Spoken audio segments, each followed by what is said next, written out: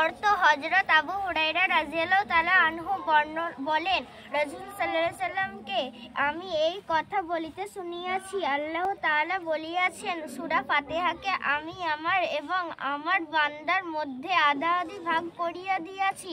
বান্দা যাহা চাইবে তাহা সেই পাইবে। বান্দা যখন বলে আলহামদুলিল্লাহি রাব্বিল আলামিন, অর্থ সকল প্রশংসা আল্লাহ তাআলার জন্য, যিনি সমগ্র জগতের পালনকর্তা। আল্লাহ তাআলা তখন বলেন, আমার বান্দা আমার গুণ বর্ণনা করিয়াছে।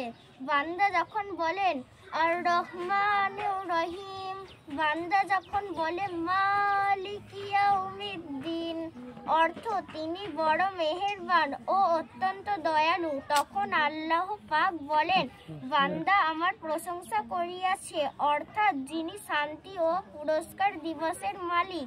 আল্লাহ তাআলা বলেন, আমার বান্দা আমার শ্রেষ্ঠত্ব বর্ণনা করিয়াছে।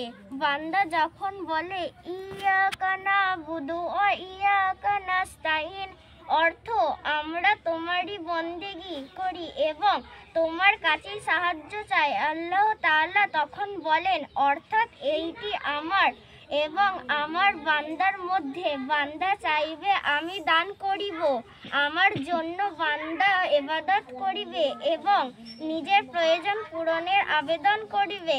যাহা আবেদন করিবে তাহাই তাহাকে দেওয়া হইবে। বান্দা যখন বলে ইহদিনাস সিরাতাল মুস্তাকিম সিরাতাল্লাযিনা আনআমতা আলাইহিম গায়রিল মাগদুবি আলাইহিম ওয়ালাদ-দাল্লিন, আমিন, অর্থাৎ আমাদেরকে সরল পথে চালাও, সেই সব লোকের পথে চালাও যাহাদেরকে তুমি অনুগ্রহ করিয়াছ, তাহাদের পথে নহে যাহাদের উপর তুমি অসন্তুষ্ট হইয়াছ এবং যাহারা পথ ভ্রষ্ট হইয়াছে।